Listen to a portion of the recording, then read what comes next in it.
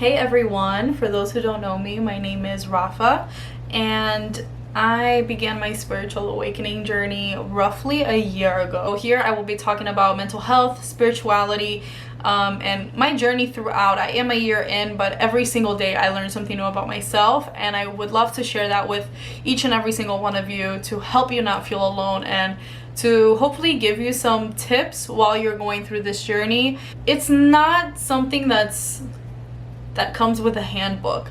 It's not something that comes with a manual. There's no how-to on spirituality, right? I'm so proud of you for starting this spiritual journey, especially if you are watching this video, that I know for sure that you're on your way there. You've decided to take on this huge challenge and open up your mind and open up your world to something that nobody's really sure of. Spiritual is taboo, right? We don't know what's on the other side.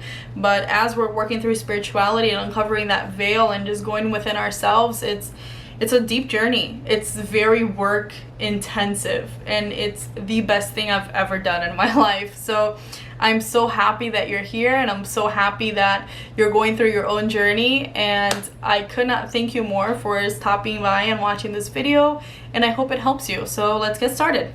So today I wanted to talk about 5 tips to begin a spiritual journey. Like I said before, there is no manual, there is no handbook on starting spirituality, and there is no wrong way of doing spirituality or beginning practicing spirituality if you are coming from a place of the heart, of the soul, to heal yourself, to heal others, and to help heal the world. First tip is to understand that everything is working for you, not against you. It will come times in a spiritual journey where it just feels like everything is falling apart. And that's okay. You're letting go of your old ways and you are embarking this new life and this new journey.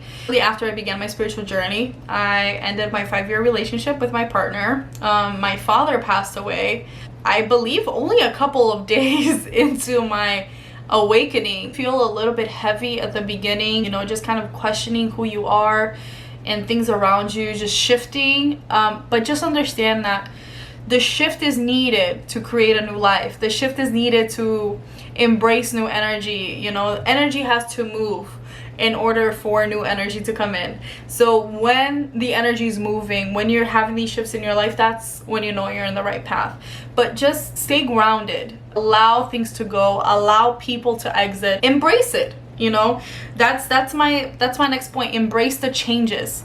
Embrace who you're becoming. Don't cling on to the person that you were before. The way that I view life is different now, and thank God all of my friendships have stuck around during this time, and they've embraced my changes with me, and it's been very supportive and awesome to see that. But don't cling to that. You are letting go of yourself completely so you can start a new journey. So allow yourself to just immerse yourself in this experience with no hesitations. And it really goes well with my tip number 3, which is allow yourself to be alone. I did end up living by myself. So I was in this 1-bedroom apartment in Miami completely by myself, and I had a lot of time to think. And it really forced me to understand who I am inside. It really forced me to face my demons. It really forced me to sit down and contemplate on who I want to be, what I want to do, what do I want to get out of this, right? So being alone and having that time for myself, having that time to be physically by myself was crucial. And I know that it's not possible for everyone, especially if you're someone who's awakening and you're living with parents or you have roommates. Maybe you take care of a parent or you take care of somebody and you're still living with them and you're going through the spiritual awakening. I know that it's hard, and I know that it's not so as easy as just having a place on your own, right? One of my biggest tips for that would be to find some time that you can spend by yourself, whether it be a walk. If you live by the beach, I'll walk to the beach, or if you live by a lake, I'll walk to the lake, or a park, or anything like that, where you are spending a considerate amount of time with yourself. Or allow yourself before going to sleep, instead of just falling immediately into sleep, take some time to meditate or to journal.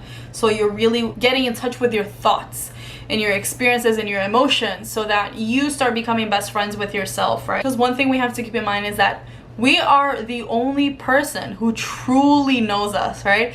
Everybody else who knows us, they only know the image that we put out. And you know, we act differently with everybody. We shift certain parts of our personality to go according to the environment or according to the person that we're with. And so only we know our deepest thoughts, our darkest thoughts, our lightest thoughts, our true intentions. So to become best friends with yourself is essential during this journey. It's essential to know who you truly are, so you can begin from that place of self-understanding. And to begin that in itself is a lot of work, to look within in a way that is loving, non-judgmental, but also very analytical, right? To be able to look back and just say, maybe I was the problem.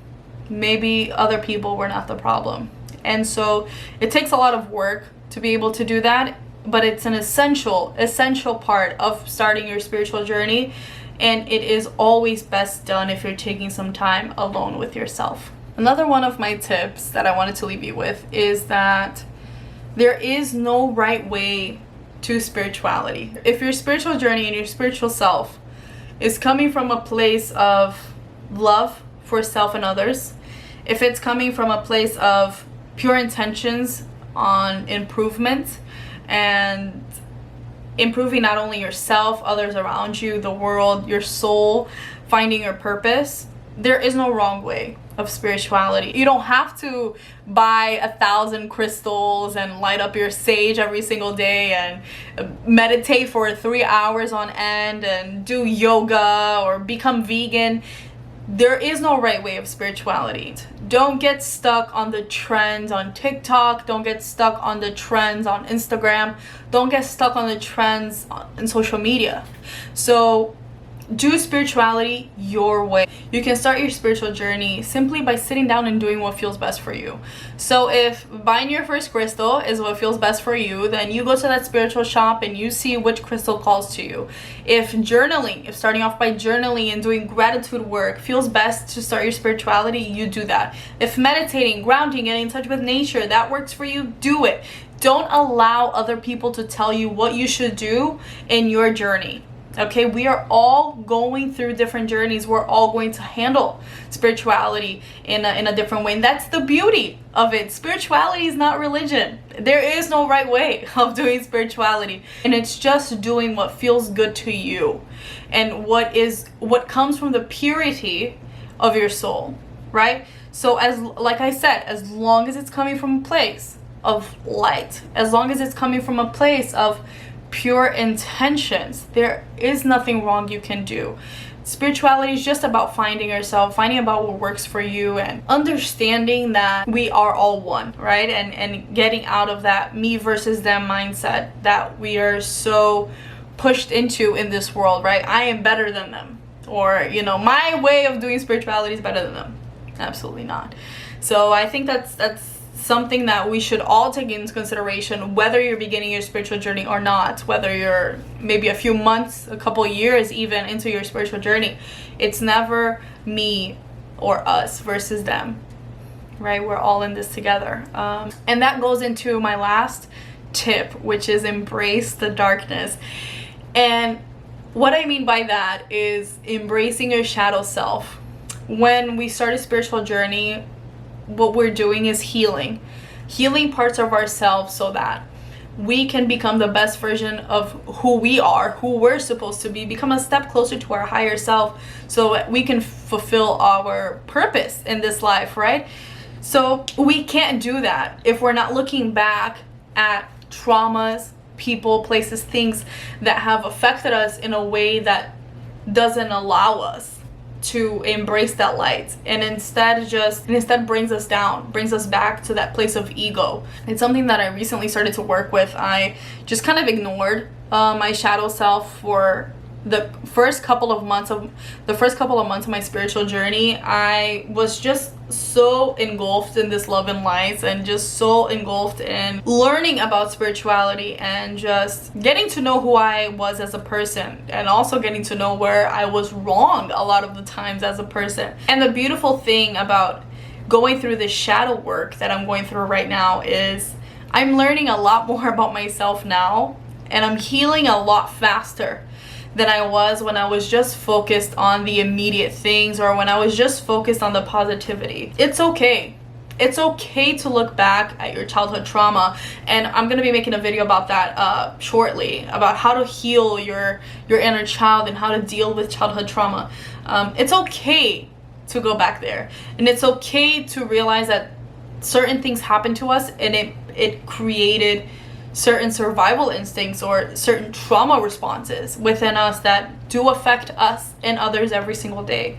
So don't be afraid of going back to maybe a place of when you had really dark thoughts, and just kind of understanding and being kind to yourself, telling yourself, you know, everything is okay, you know, and to love yourself in a way where you can understand that your feelings, your situations, your emotions are valid. Embracing that darkness for me really means to just take a step back and embrace the parts of yourself that are not perfect. Embrace the parts of yourself that might feel a little dark.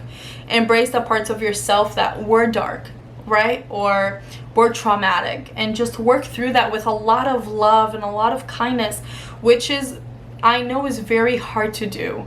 But as you're going through this, the self-love and the fulfillment that you're gonna get from it is essential to becoming the best person that you can be. And it's been a journey, definitely, with shadow work, but it has been the best thing that I've ever done for myself and for others as well. All right, guys, that was it. Those were my 5 tips if you're beginning a spiritual journey. I'm so excited to start this channel. It's something that I've been wanting to do for a long time. The universe has blessed me, literally has blessed me this month with everything that I need to begin this channel. So I really hope that I've inspired you today or brought any clarity to you if you're starting or if you're in the middle of your spiritual journey. I do have a list of videos that will be coming out. I plan on uploading about 1 to 2 times a week, but we'll see how that goes. I do work in real estate right now as well. I'm doing interior design and marketing, which I will be bringing up how I incorporate spirituality and business in my life.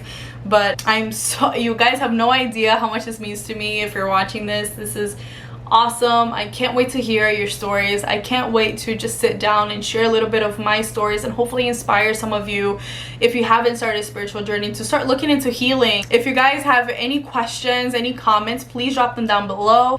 I love you so much, and I'll see you next time.